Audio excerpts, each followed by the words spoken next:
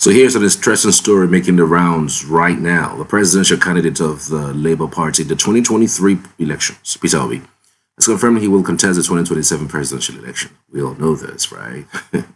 Obi added that he was willing to serve a single 4-year term if elected. This is the first time we're hearing a politician make that kind of comment. He made the declaration on Sunday night while speaking during a live session on X Spaces, where he answered questions from supporters both in Nigeria and abroad. In a statement released on Monday by his spokesperson, Ibrahim Umar of the Peter Obi Media Reach, Obi dismissed claims of a possible joint ticket with former Vice President Atiku Abubakar. However, he admitted being open to coalition talks only if they are focused on addressing Nigeria's core problems.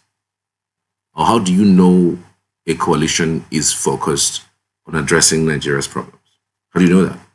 Because again, we all thought that every single political party like the APC that we have today are looking forward to growth and development of the economy. But 10 years on, we moved backwards. We've become worse than we were. So when they were coming together in 2014 to do a coalition, and then we have different persons and personalities coming together with their own thing, and they dumped themselves into APC. At that point of coalition, can you tell if they are coming for Nigerians, for or against Nigerians? So these things are political talks, neither here nor there. So it says, quotes, if the coalition is not about stopping the killings in Benue, Zamfara, how to revive our economy, how to make our industries productive, how to put food on the tables of Nigerians, count me out. Nigeria is currently at war. We need to do something about it, Obi says. Again, how do you know that? Because again, like it or live it, we've heard, what's his name? El-Rufai, former governor of Kaduna State, say things like, I want to be part of those who would remove President Tinubu because I was part of those who brought him on board. It could just be his thought. I just want to remove Tinubu. So whether it's a goat or a cow or a camel or a sheep that replaces Tinubu, it's none of his business. As long as his own is just, I want to remove him. That's his own. Which, for me, makes no grandeur sense. It makes no sense because the same thing that you said to us in 2014. If you just go and check, guys, just try and check. I've seen these old videos of how they were all talking about how Nigeria is going down, how our debt is killing us, how we have gone down from A to D, how the whole world is talking about us. And then, of course, this was about the same time that Chibok thing happened, and how this man doesn't care about Nigeria, how things are going haywire, how insecurity is ravaging, killings, it's the same thing they are saying to you now. So how do you know? So let's say you are Peter Obi and then you are the only one. Is it possible? Again, you are the one that is straightforward. You won't be involved in corruption. You to check your records as governor of the state, nothing to hold on to, and then you are coalescing with the people who put Nigeria where it is. It doesn't really add up. So how do you? Well, like again, I'm a critical person. Look, like it or leave it, I'm a Peter Obi person. Okay, but when it comes to these kinds of promises, it doesn't add up. It doesn't add up. Don't just tell me you are a coalition for good governance. What's the proof? What's the proof? How we show when you get in there, you're not just going to, do like them. Because look at Tinubu, look at Buhari. These are politicians. Peter Obi might not be an astute politician per se, because again, he came from the private sector and then became the governor, and then now in politics. But you can't really place it.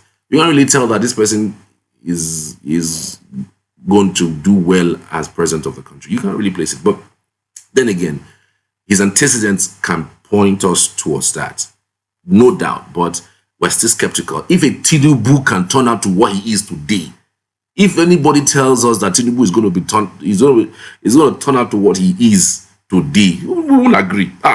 Nadeko, fought in Nadeko, was on the streets during occupying Nigeria, was all about the masses, was all about the growth and development of the country, was all about, no, this is wrong. And now you're the president, you are even worse than what you were. You are worse than what you criticized. It's terrible. I mean, these things play out every now and then. Sometimes as Nigerians, we don't really even have that. We don't even have that memory to keep up with what's going on. We just want to go with the moment, with the move. Let's be critical. Let's just be critical. And then the promise of one term, yeah, not a thing that politicians will say. Very recently, Atiku actually even said that. He said that Peter Obi should be his vice in 2031 over. And I'm wondering what's the rationale, because it's southern turn. It's South Nigeria turn. And anybody who's looking at the landscape right now will know that, look, it's the turn of the South to produce the president. I really don't know the reason why Atiku would go and contest in 2023 when he would have just supported Peter Obi. If Atiku had supported Peter Obi in 2023, by now, Peter Obi would have been the president of this country. And that's the truth. And sometimes some of these things have a way of denting the image of certain persons. As it stands right now, an average Igbo man would now start seeing Atiku, who he liked, as somebody who he doesn't like anymore. Because, I mean, when push comes to shove, you didn't support our own. I mean, you don't expect that a Northwesterner just finished 8 years. You want us to give it to a Northeasterner. And then you want to become president, and then you are running again to become president in 2027 when you know it's a southern turn. How difficult can it be for somebody to understand the dichotomy? It's just terrible. So let me just continue the story, because you know I bust into some of these things, talk about what I feel, because it's just annoying. He also promised to stabilize Nigeria within 2 years of the administration and urged Nigerians to join him in the mission to rescue the nation. Speaking on the crisis within the Labour Party, Obi revealed that efforts were ongoing to secure independent National Electoral Commission's recognition for the Nenadi Usman-led faction in line with the Supreme Court's ruling. On power rotation, Obi stated, I believe in the rotation of government between North and South. I implemented it in Anambra as a governor. Commenting on President Bola Tinubu's reported trip to St. Lucia, Obi criticized the president's domestic absence, saying, St. Lucia is about the size of the 10th largest city of Nigeria, Ilorin. President Tinubu has never slept a night in any state of Nigeria outside Lagos since the assumption of office in 2023. And then he's staying at St. Lucia for 10 days. What does that tell you? Maybe he's building his mansion there. Maybe he's checking out.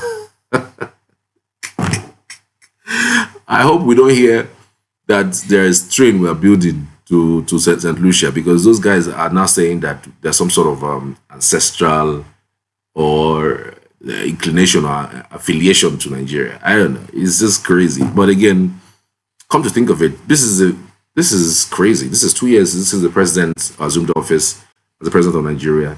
Obi is telling us that President Tinubu hasn't spent a night in any state in the country. Is that true? Maybe it's true. Obi likes keeping records, so maybe it's true. But come to think of it, that's true. When he went to Benue, he came back. When he came to Enugu, he came back. When he came to Anambra, he came back. That's true. He never stayed 1 day. You won't hear a 2-day working visit. But he was going to St. Lucia, goes to France, stays 10, 15 days, stays 1 week, 1 month. Oh my goodness. This is where we are again. It's very easy to spend Nigeria's money, and sweet to spend Nigerian money, even when you are at that level. I mean, what is wrong with going to Yankari Game Reserve? What's wrong with going to Sidnapa, Carnival, the Carnival in Calabar? What's wrong with, sleeping in the east, sleeping in the south? That's another way of promoting the culture, promoting the country, and making it very, very attractive to, to international community. Because if you don't call your own, if you don't patronize your own, nobody will. And I'm not saying this to only Tinubu, but also to every other person, including the governors. They are the number one people who should sell the place that they are in. Hardly will you hear or see a governor do a test. He wants to just do tests. Test of anything, whether it's malaria test, is in London, he is in USA, he is in this one. That's what they do. Any small headache, they are flying out. Any smaller, but they are out. Of course, and when they go private jet, taxpayers' money. They freaking don't care. So why would you think they want to build the hospitals that we have here? It's you and I that would stick around, do the checkings in Nigeria, whether it's diagnosed well or not. I mean, take a look at the number. Doctors and nurses.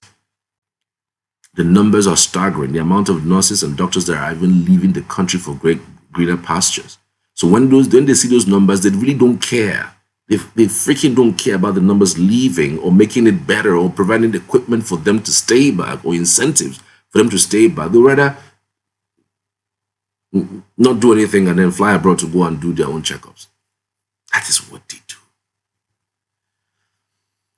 Oh, damn it. Regarding the 2027, Obi said the approach would be non-violent and focused on transparency. He stated that they will be doing things differently, will follow a non-violent approach, and insists that the right thing will be done. He outlined 3 priorities for his first 100 days in office: security, education, and poverty reduction. Obi vowed to promote strong party opposition and end party switching by elected officials. That is one thing that a lot of Nigerians hate so much. Ending movement from one party to another arbitrarily. In fact, sometimes some people deliberately sponsor the chaos in their parties just as a yardstick to move on to another party. That is one thing that I think we should do. We should start thinking of building parties with ideology.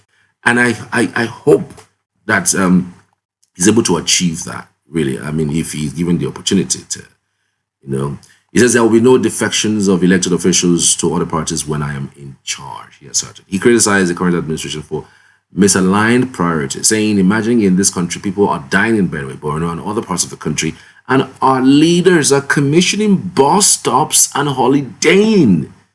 He called for responsible governance and integrity.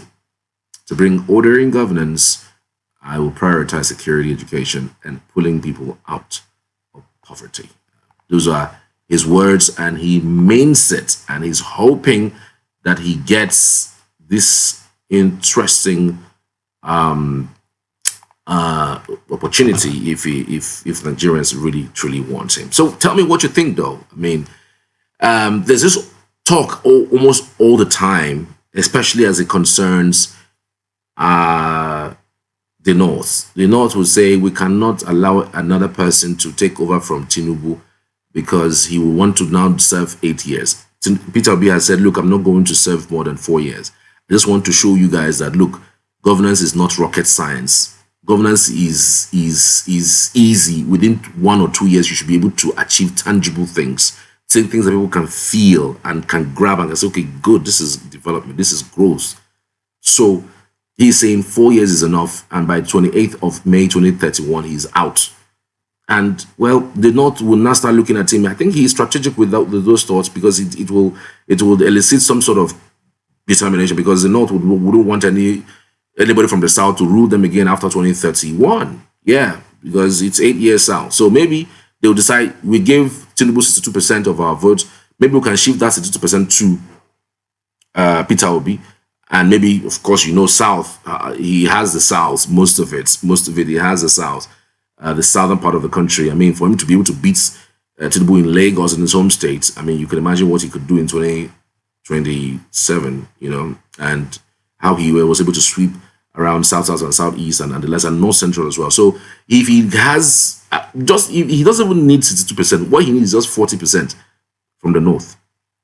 That election by 12 noon of the same day is gone. I hope that it's not rigged. So I think this would also elicit some joy in the North. Okay, this guy has said this. Maybe put pen to paper, sign it, so that it will now be a done deal that he would have inroads into the North, and it would now remains what party is a coalition adopting to gain traction to beat Tinubu in 2027.